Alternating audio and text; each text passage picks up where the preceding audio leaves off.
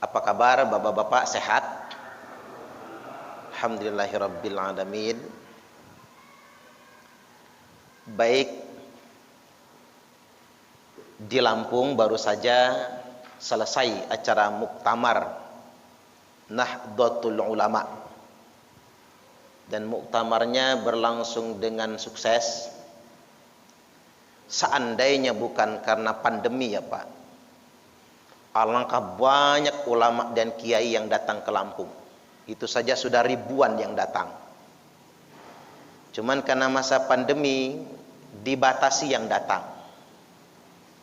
Artinya memang sebuah barokah bagi kita yang ada di Lampung. Dan saya perlu menyampaikan ini untuk menyampaikan beberapa hal. Saya ini soalnya pengurus Lembaga Dakwah Nahdlatul Ulama Provinsi Lampung, Pak. LDNU PWNU Lampung. Dan hari ini sudah terpilih.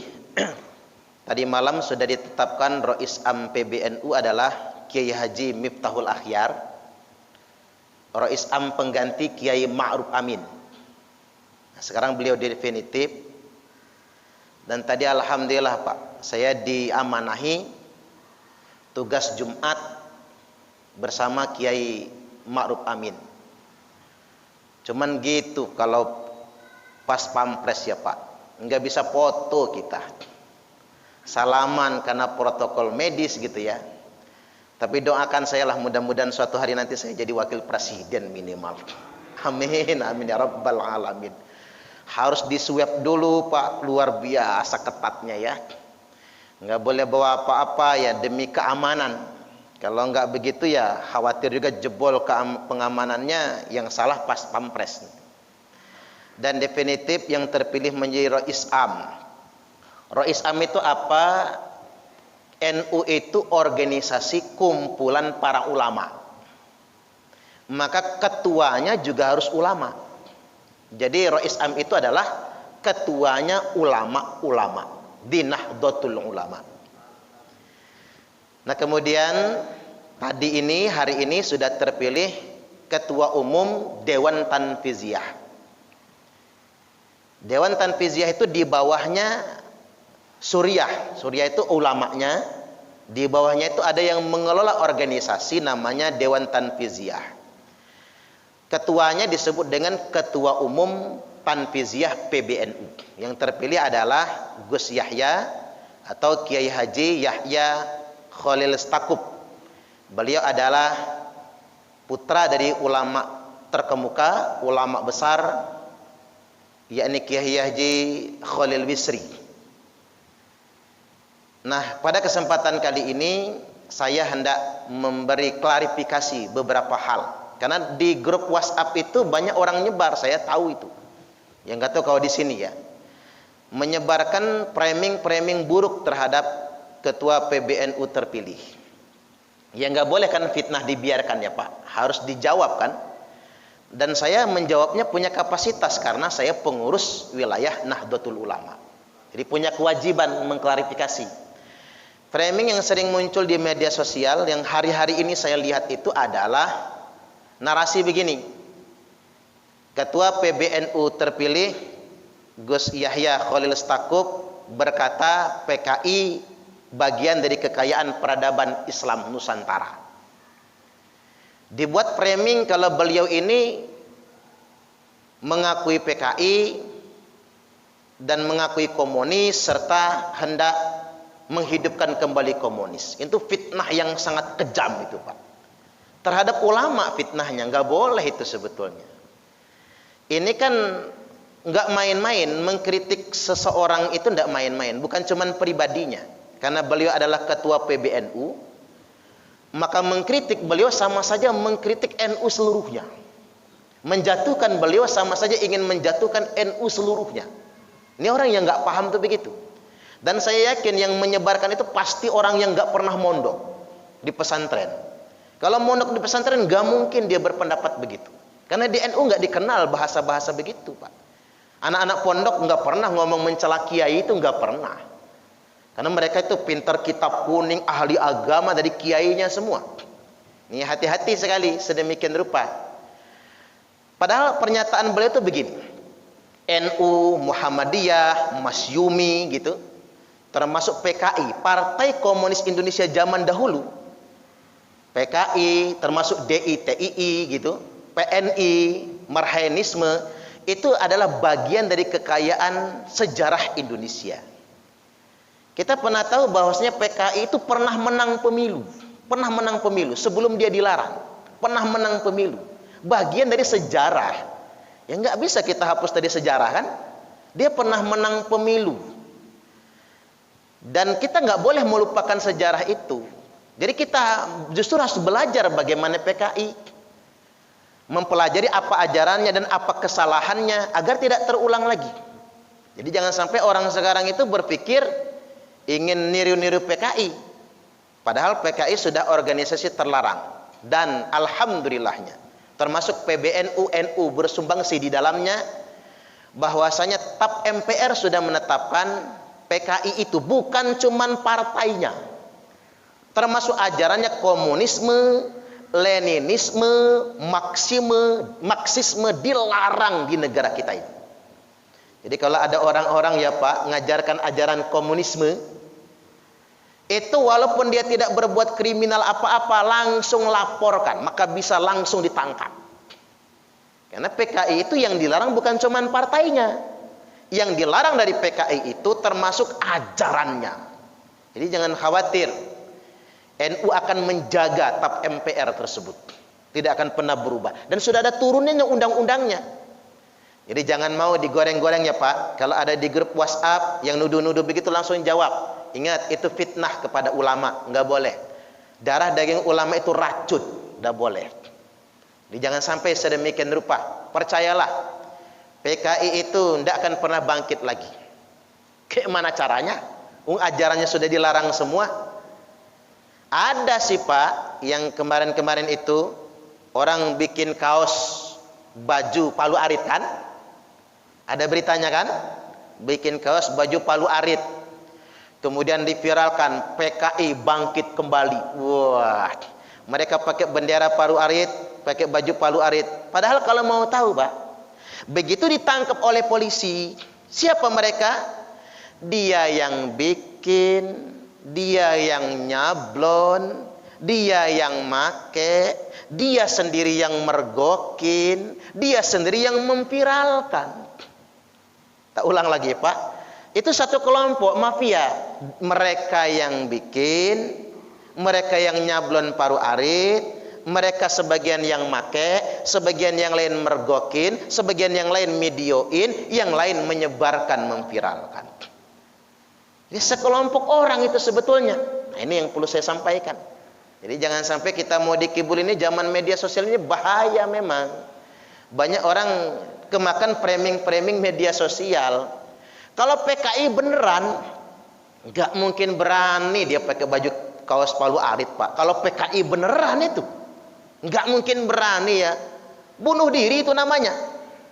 Tapi ada sekelompok orang yang hendak melakukan fitnah untuk menakut-nakuti. Tapi ambil hikmahnya sajalah. Mungkin tujuannya biar masyarakat waspada, nggak lupa dengan kejahatan PKI. Tapi saya perlu klarifikasi perkara itu tadi. Tanggung jawab saya Pak, jangan sampai membiarkan umat ini kok nggak percaya sama NU. Kalau orang nggak percaya sama NU bahaya Pak. Karena mengapa? NU dan Muhammadiyah adalah organisasi besar terbesar di Republik ini yang menjaga NKRI. Selama ada NU dan Muhammadiyah dan masih besar, yakinlah NKRI ini pasti aman. Dan NU itu nggak mungkin melawan pemerintah, melawan negara nggak mungkin. Kalau mau tahu jumlah NU itu berapa Pak? Yang terdaftar, jumlah warga Nahdliyin itu 100 juta lebih. Jadi seandainya mau kudeta sama negara ini bisa Pak. 100 juta lebih loh, bisa kudeta itu. Tapi NU terbukti selamanya tidak akan pernah melawan negara dan akan terus menjaga negara kesatuan Republik Indonesia. Ini poin pertama ya. Poin yang kedua, orang menyebarkan konten narasi atau framing-framing Gus Yahya Khalil Stakuf ini adalah antek Yahudi. Nah, mulailah gitu. Banyak itu di media sosial. Jadi begini Pak, set flashback kita ke kejadian di masa lampau. Waktu itu ada warga negara Israel yang hendak datang ke Indonesia, tapi tidak dikasih visa oleh pemerintah Indonesia. Indonesia itu hebat Pak. Warga negara Israel itu nggak bisa masuk Indonesia, walaupun jalan-jalan, nggak dikasih visa oleh pemerintah Indonesia. Bahkan diusir, suruh pulang. Israelnya kesel. Si Yahudi itu kesel Pak. Dia langsung, warga negara Indonesia nggak boleh masuk Palestina. Termasuk pemerintah Indonesia nggak bisa masuk Palestina. Nah kita itu banyak nyalurkan bantuan ke sana. Bantuan, kita punya sekolah di Palestina, Indonesia punya rumah sakit di Palestina, beasiswa, bantuan kemanusiaan, nggak bisa masuk Palestina. Maka kemudian kita nggak bisa lobby diplomatik, karena Indonesia adalah negara yang tidak mengakui Israel. Beda sama Turki Pak, orang mengidolakan Erdogan. Padahal Turki itu mengakui negara Israel. Dan ada kedutaan besar Israel di Ankara, Turki. Di Israel ada kedutaan besar Turki juga. Indonesia nggak mengakui. Nah pemerintah nggak bisa lobby ke Israel, karena kita negara yang tidak mengakui Israel. Dan sampai detik ini pemerintah konsisten selamanya tidak mengakui negara Israel. Itu hebatnya pemerintah kita. Dan terus mendukung kemerdekaan Palestina. Nah atas kebijakan Israel tersebut kayak mana caranya? Maka datanglah Kiai Haji Yahya Khalil Stakuf ke sana. Karena beliau bisa diterima di sana, melakukan lobby. Namanya lobby sipil, Pak. Alhamdulillah gara-gara lobby satu orang, Israel membuka kembali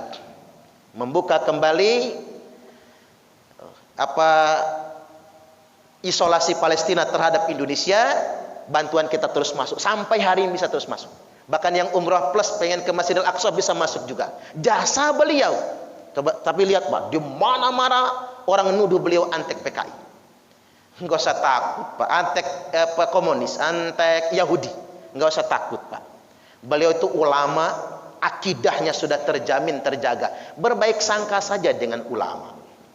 Ini yang harus saya tegaskan. Terus begini, saya ingin kasih jawaban, penegasan. Indonesia ini sebetulnya sejak zaman dahulu konsisten mendukung kemerdekaan Palestina. Enggak pernah berubah. Pak Karno, Pak Soeharto, sampai di zaman sekarang terus konsisten. Makanya Menteri Luar Negeri Retno Marsudi itu betul-betul Pak, kecil orangnya tapi berani tampil di Eropa. Termasuk Pak Jokowi konsisten akan itu semua. Jadi nggak perlu ragu. Hanya saja kemampuan negara kita untuk menolong negara-negara tertindas di luar negeri itu hanya pada batas diplomasi. Juga kalau untuk Palestina yang lebih konkret, bikin rumah sakit, bikin sekolah-sekolah gratis di sana Pak. Itu jasanya orang Indonesia. Makanya orang Palestina tuh bangga betul sama orang Indonesia, sayang betul sama orang Indonesia. Tapi ingat Pak, bantuan yang dari pemerintah ya. Karena begini, ada orang menyalurkan bantuan pakai lembaga non pemerintah. Kalau mau tahu Pak, tidak sampai ke Palestina, tapi justru sampai ke ISIS di Suriah. Dan itu dibongkar oleh Presiden Bashar al-Assad. Lihat ini, bantuan dari Indonesia di gudang besar tempat ISIS.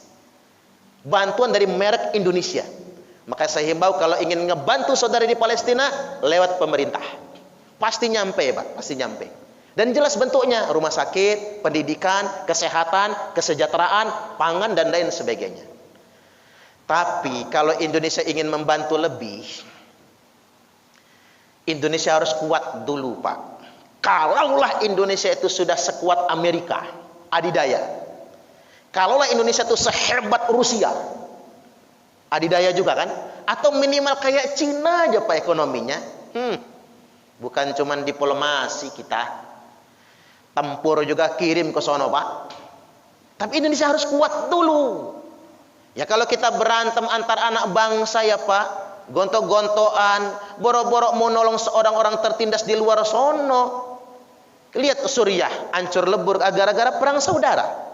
Irak perang saudara, Libya perang saudara. Apa yang disebut itu proxy war. Proxy war itu adalah program Yahudi adu domba Timur Tengah. Mereka itu mendanai kelompok-kelompok yang mengatasnamakan agama untuk melawan negara. Tak ulangi lagi. Kelompok-kelompok yang mengatasnamakan agama. Judulnya agama, Pak, tapi untuk melawan negaranya sendiri, melawan pemerintah sendiri, didanai oleh orang Yahudi. Coba kita baca sejarah perang Timur Tengah. Apa sebabnya? Munculnya kelompok-kelompok yang mengkafirkan pemerintah, yang anti pemerintah, didanai oleh orang Yahudi, oleh orang Israel. Akhirnya mereka perang saudara. Makanya kita lihat, Pak, perang Timur Tengah adalah perang antar sesama anak bangsa mereka sendiri. Tapi mereka tidak peduli dengan Palestina dan Israel. Justru yang banyak ngebantu itu Indonesia. Makanya saya berpikir begini, seandainya Indonesia itu sekuat Amerika suatu hari nanti, satu kuat Rusia, yakin lebih dari apa yang ada sekarang, kita bisa menolong orang-orang yang tertindas. Tapi syaratnya satu, kita bersatu dulu. Jangan mau diadu domba oleh framing-framing, narasi-narasi yang membuat kita ini nggak saling percaya antar sesama, kebencian antar sesama. Ini yang penting. Kemudian yang berikutnya, saya ingin kasih referensi tambahan buat bapak-bapak. Seandainya kita bingung betul, Pak, di akhir zaman ini kita mau berpihak kemana, bingung betul ya di akhir zaman ini, karena banyak betul perbedaan dan perselisihan. Saya ingatkan, Pak, jangan mudah percaya dengan semua informasi yang disebar lewat media sosial. Ini udah setan baru, HP ini udah bisa jadi setan baru nih, penghancur persatuan bangsa kalau digunakan untuk yang salah. Kalau orang menyebar konten, jangan percaya. Kalau bisa, ingatkan dia. Jangan nyebar-nyebar yang begituan. Membuat kita sesama anak bangsa nggak saling percaya.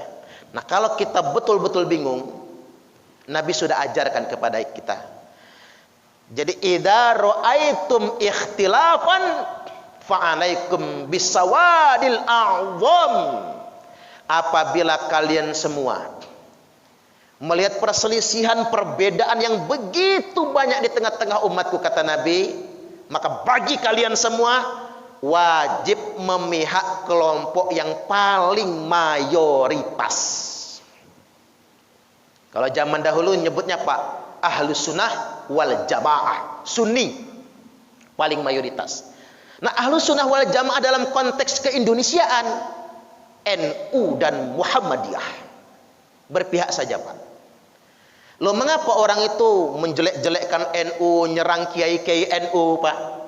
Karena orang kalau sudah nggak percaya sama NU, maka orang akan mencari pelabuhan baru. Saya kalau nggak ber-NU kemana nih? Nah, ini ya jadi makanan empuk kelompok-kelompok garis keras, Pak. Direkrut, diajak membenci pemerintah, akhirnya melawan pemerintah yang sah. Ini sasaran empuk betul. Makanya orang itu pasti yang diserang itu NU, kalau enggak kiai NU.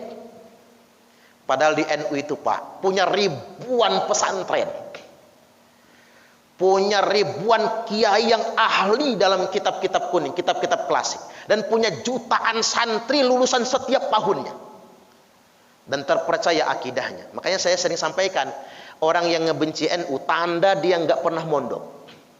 Kalau dia mondok di pondok-pondok NU nggak mungkin. Luar biasa, Pak, solehnya di pondok-pondok itu, ngajinya sebagainya, ngapalnya, karena dia nggak paham tentang itu. Pasti orang yang nggak ngerti NU itu, kalau yang ngejelek-jelekin itu. Kalau orang pernah, nggak mungkin lah kiai-kiai sepuh, kiai-kiai hebat ingin menyimpang, nggak mungkin. Dan NU punya masa terbesar sedunia internasional. Bahkan ilmu alat itu ya, Pak, nahu, sorab, mantik, balaghah dan lain sebagainya ya di NU. Belajarnya ya di NU. Kalau anak-anak bapak-bapak mau ahli betul agama, jangan berhenti pada menghafal Quran, belajar ilmu alat juga. Itu penting. Jadi yang kita harus pahami bukan cuma menghafal Qurannya, tapi memahami seputar ulumul Qurannya sampai ke tafsirnya. Memahami bahasa dan lain sebagainya, NU. Yang kedua, Muhammadiyah. Muhammadiyah itu, Pak, adalah organisasi keagamaan dengan amal usaha terbanyak sedunia internasional. Ini yang ngomong, Pak, peneliti barat, namanya James Pecok. Bahasa apa James Pecok itu, Pak? James Pecok itu Beliau meneliti, tidak ada satupun organisasi keagamaan yang menandingi Muhammadiyah. Punya PAUD sampai universitas di mana-mana ada. Ya kan begitu kan? Rumah sakit di mana-mana ada. Dan Muhammadiyah sudah terbukti tidak pernah merongrong republik ini. Makanya sering saya sampaikan sama jamaah, yang demennya ke NU, ber-NU lah yang baik. Yang demennya Muhammadiyah, ber-Muhammadiyah lah yang baik. Itu enggak ada yang salah, bener, bagus semua. Lebih dari itu banyak yang kayak Matlaul Anwar, Masyarikul Anwar, bagus semua itu Pak. Al-Irsyad sebagainya, silakan, bagus-bagus semua itu. Yang penting dia tidak ngajak kita melawan negara. Termasuk sekarang yang baru ya, yang banyak di Indonesia, Jamaah Tabligh. Saya lihat Jamaah Tabligh itu bagus. Tapi Jamaah Tabligh yang Nizamuddin ya Pak, yang India. Karena dia masih istiqomah dengan wasiat guru, yakni Syekh Maulana Ilyas. Syekh Maulana Ilyas itu mewasiatkan Jamaah Tabligh tidak boleh berpolitik. Itu bagus itu. Tidak berpolitik, enggak boleh jadi partai politik, dan kalau ceramah tidak boleh bahas politik. Itu hebatnya Jamaah Tabligh. Enggak boleh bahas politik. Dan tidak boleh menceritakan aib penguasa. Itu hebatnya Jaulah Jamaah Tabligh. Enggak boleh menceritakan aib penguasa. Boleh mengkritik penguasa tapi pakai syariat. Bagaimana caranya? Datang hanya berdua, tidak boleh di muka umum. Kan dalam hukum Islam begitu. Menasihati pemerintah itu harus di tempat yang tersembunyi. Enggak boleh berkoar-koar dalam demonstrasi umum, enggak boleh. Apalagi kadang-kadang zaman sekarang orang bukan lagi mengkritik tapi menghina, mencaci dan mendelegitimasi pemerintah. Itu Nizamuddin bagus. Makanya menurut saya India, Pakistan, Bangladesh tidak jadi perang itu gara-gara ada Jamaah Tabligh yang mendamaikan. Tapi jangan yang Pakistan Pak, sudah pecah sekarang. Yang Pakistan itu kayak Taliban, dia berpolitik, kalau banyak dia bisa melawan negaranya sendiri. Itu jangan pula yang kayak gitu. Emang mau kita perang saudara kayak gitu modelnya? Jangan mau sedemikian rupa. Jadi sekali lagi, menjelek-jelekkan KINU saya pikir, atau PBNU khususnya juga pada umumnya, itu bagian dari skenario agar umat ini tidak percaya dengan para ulama, yang ujung-ujungnya mereka rekrut untuk kepentingan mereka gitu. Ya namanya tadi Pak, sesuatu yang tidak kita ketahui maksudnya, kita berbaik sangka saja. Kayak Gus Dur. Gus Dur itu sering betul dikafir-kafirkan orang. Tapi apa dia marah? Enggak. Karena memang dia enggak kafir. Gus, panjenengan sering dikafirkan orang, gitu aja kok repot, kata dia. Kan kalau kita dikafirkan orang tinggal syahadat lagi, Islam lagi toh, kata dia. Bayangkan kalau kita Pak dikafirkan orang, merah muka kita. Tapi Gus Dur tidak. Dia masuk gereja dibully orang Pak, dia nggak pernah ngasih jawaban. Ngapa beliau masuk gereja? Nggak pernah klarifikasi. Ditanya alasan beliau diam saja. Sampai kafir Gus, ya Allah lah, orang mau mengkafirkan saya nggak apa-apa, urusan dia. Yang penting saya syahadat lagi, kata Gus Durnya. Beliau itu konsisten Pak, tidak pernah menjelaskan apa alasannya. Tapi coba kita sadari Pak, sekarang Islam di Papua itu bisa masuk, bisa berkembang selama nyebut nama Gus Dur aman. Selama nyebut nama Gus Dur aman. Ada pesantren yang diserang OPM Pak, udah gemeter ustadznya itu, udah gemeter. Begitu ngelihat foto Gus Dur di dalamnya, enggak jadi. Gus Dur bapak kita. Silakan Anda kembangkan pesantren, kembangkan Islam di sini selama ada Gus Dur bapak kita. Itu di Papua. Ya nanti namanya, makanya Gus Dur itu gelarnya wali Pak. Karena beliau itu tidak pernah menjelaskan alasan mengapa beliau melakukan itu. Kalau kita kan, Ustadz Parman mobilnya masuk ke pemandangan panjang. Nah, iya kan? Ada yang moto misalnya Pak, saya pasti langsung klarifikasi. Enggak kok Pak, saya memang ke pemandangan, tapi diundang pengajian, langsung saya klarifikasi. Khawatir orang berburuk sangka dengan saya. Pasti itu. Cuma kalau Gus Dur digituin orang, diam aja dia. Nah itu baru level wali Pak, diam aja. Makanya saya kalau ke pemandangan ngajak Zaruni ini. Ya ya Run ya. Ya saya takut, saya bukan wali soalnya Pak. Saya belum setahan itu diomelin orang kan. Mobil Ustadz Parman di pemandangan dekat lampu yang kelap-kelip. Nah, makanya dia tak ajak kalau ke sana itu. Khawatir nantinya begitu gambarnya muncul, istri saya yang baca ngamuk dia, Pak. Nggak boleh masuk kamar nantinya. Artinya apa? Kita ini manusia biasa lah. Masih harus mengklarifikasi, harus menjawab. Nah, Gus Dur itu tahapannya sudah begitu. Banyak orang membulinya, menjelek-jelekkannya. Tidak. Kita harus berbaik sangka dengan ulama. Ya memang ada ulama-ulama itu nggak banyak sih Pak. 1, 2, 3, 4 yang memang dia kontroversial. Tapi kalau saya berbaik sangka, pasti ada maksud di balik itu semua. Ini maksudnya yang sungguh luar biasa. Percayalah bahwasanya NU itu punya aset yang luar biasa, pondok yang sangat banyak, kiai yang sangat banyak, santri-santri yang pakar-pakar kitab kuning sudah sangat banyak. Nggak mungkin menyimpang, nggak mungkin. Apalagi tadi cuma sekedar narasi-narasi yang sedemikian rupa. Percaya saja, ya kita doakanlah mudah-mudahan NU Muhammadiyah semakin berjaya di negara kita ini. Allahumma amin. Termasuk saya tadi membahas jamaah tabligh ya Pak. Karena ini mau kita upload, sayapnya belum saya sampaikan. Mengapa saya juga apresiasi dengan jamaah tabligh? Karena ada dakwah yang tidak digarap NU, tidak digarap Muhammadiyah, tapi digarap oleh jamaah tabligh. Apa itu? Nenteng panci ke kampung-kampung. Bagi sebagian orang apaan itu? Tapi saya ngambil hikmah di sana Pak. Ada masjid di kampung yang nggak pernah diazan. Gara-gara jaulak datang, jadi azan masjid itu. Subhanallah. Ada masjid di kampung itu cuman masjid aja dipakai, cuman maghrib aja dipakai sholat Pak. Gara-gara jaulak datang, begitu dia pergi, ada 3, 2, 4 orang jamaah lingkungan situ yang tadi nggak pernah ke masjid jadi ke masjid. Saya ngebayangin begini saja, saya diundang orang kampung untuk ceramah pengajian akbar, diongkosi mahal. Apa Ustaz terima kalau diongkosin? Ya terimalah duit ini. Diongkosin mahal Pak. Tanya sama ibu-ibu pengajian di kampung itu, Bu, Pak Ustaznya ceramah apa? Lucu Pak. Nggak inget dia dengan isi nasihat kita. Belum tentu mereka dapat hidayah. Tapi begitu jaulak datang, ongkos sendiri. Malah diejek orang, dihina orang, ongkos sendiri. Tapi ada, nggak ketang 1, 2, atau 3, 4 orang yang tadinya nggak pernah ke masjid jadi ke masjid. Nah ini menurut saya bagus. Makanya saya ini selalu ingin berbaik sangka dengan sesama umat Islam. Apalagi kelompok-kelompok yang memang jelas-jelas Pak, betul-betul murni berdakwah untuk kebajikan-kebajikan. Jangan ikut-ikutan kelompok yang ingin merongrong negaranya sendiri atau ingin melawan negaranya sendiri. Makanya idza ra'aitum ikhtilafan fa'alaikum bisawadil a'zam. Kalau kalian semua melihat perselisihan dan perbedaan begitu banyak di tengah-tengah umatku, fa'alaikum bisawadil a'zam.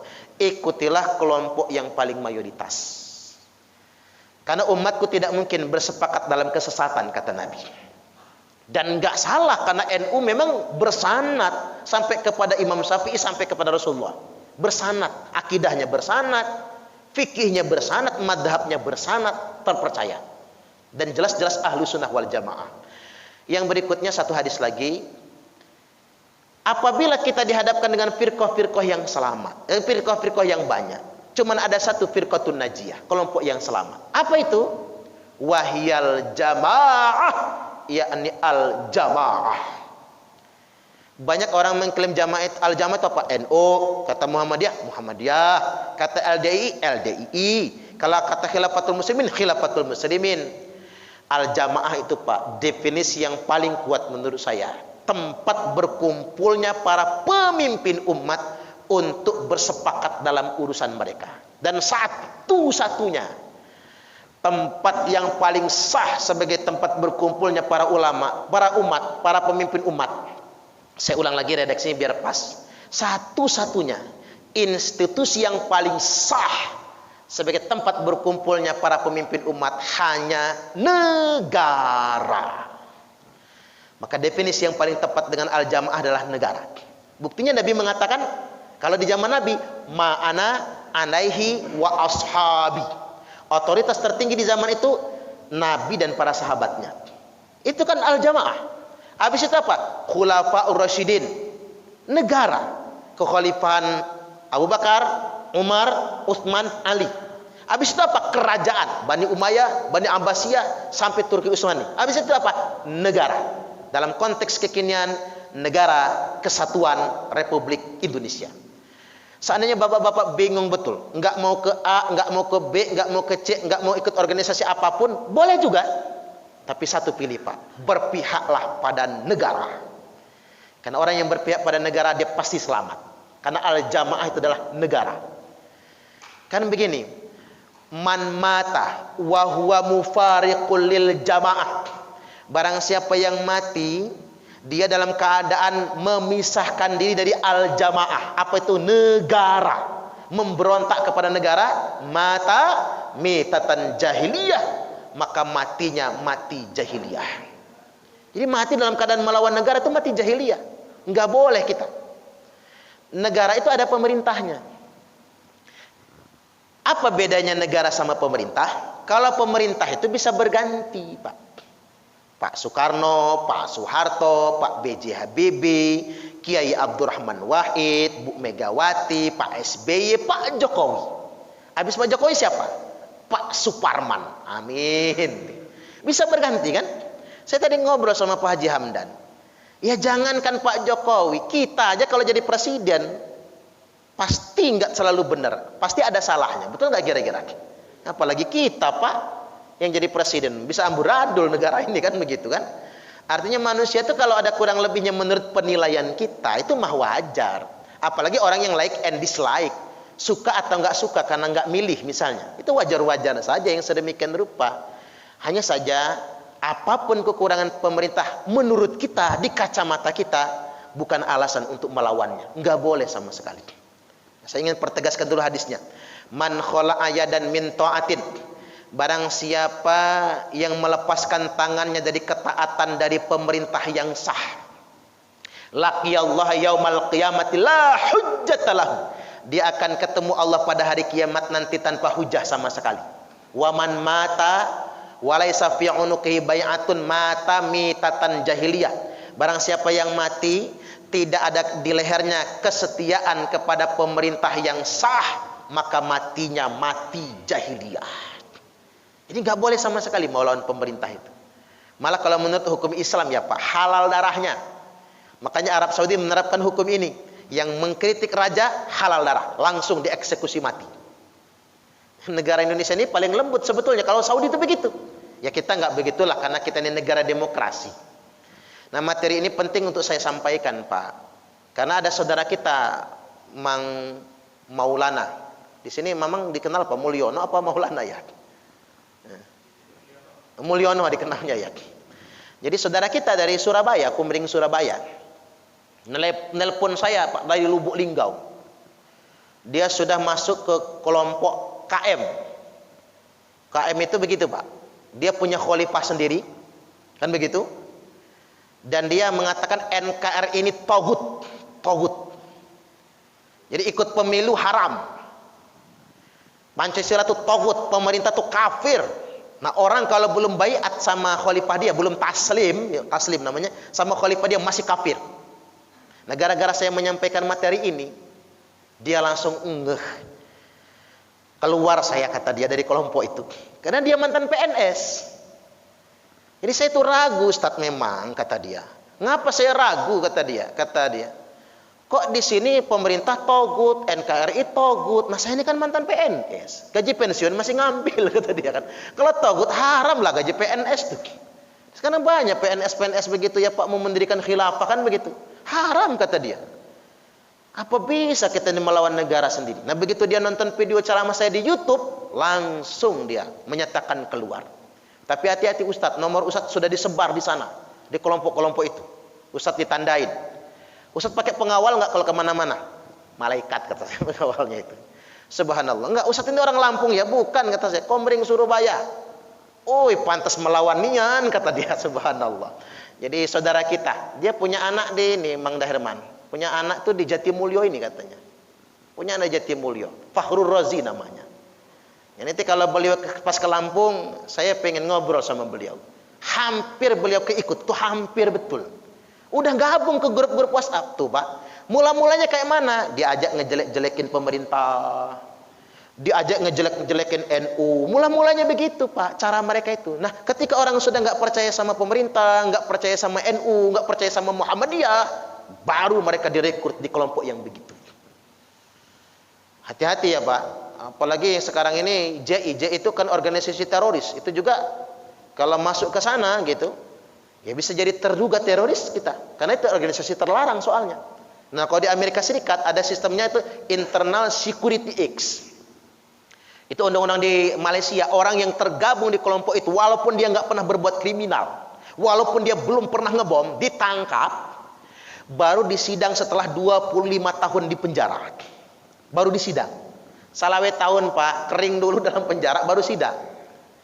Itu Malaysia. Jadi Indonesia ini negara paling lembut. Makanya saya berharap saudara-saudara muslim kita yang terlanjur keras, segeralah kembali kepada Islam yang sesungguhnya, Islam yang rahmatan lil alamin. Negara pasti merangkul kok Pak. Ex Napiter itu dimodalin semua sama negara. Di Metro itu Pak dikasih modal 200 juta untuk buka bengkel. Di Panjang dikasih modal 30 juta untuk masuk warung soto, buka warung soto. Semua ex Napiter, semua dimodali oleh pemerintah. Yang penting dia mau setia dengan negara kesatuan Republik Indonesia. Yang napi begal iri semua itu Pak. Kata begal, coba kami, kata begal kan gitu ya. Enggak begal lagi kami. Ya bisa aja pemerintah Indonesia begal juga begitu suatu hari nanti Pak. Kalau negara kita maju dan kaya, saya yakin Pak, kalau begal-begal tuh keluar dari penjara dikasih modal 100 juta, berhenti begal. Atau begal dulu baru berhenti kan. Subhanallah, karena merasa enak. Artinya, mengapa sih mereka begal? Karena tidak sejahtera. Ini negara kita ini sangat baik. Nah kemarin itu Pak, ada yang dibuatkan rumah malahan. Suaminya dalam penjara. Dia dibikinkan rumah Pak. Keluarganya dibikinkan rumah, anaknya disekolahkan semua, dibayarin, bahkan sampai kuliah. Tapi istrinya masih ikut demo. Demo melawan pemerintah. Ditemuin sama petugas, Bu, pulang. Ibu kan pakai dana negara. Rumah dibikinkan negara, makan minum ditanggung negara, anak ibu disekolahkan negara. Kok ibu ngedemo lagi? Pulang. Nanti kami ambil itu. Ya artinya kalau sudah difasilitis oleh negara, ya setialah dengan negara ini, kan nggak dosa. Kan dalam Al-Quran kan jelas, ati'ullaha wa ati'ur rasulah wa ulil amri minkum. Taatilah Allah, taatilah Rasul dan pemerintah yang ada di antara kalian. Minkum itu ngikat. Kata minkum itu adalah pemerintah kita masing-masing.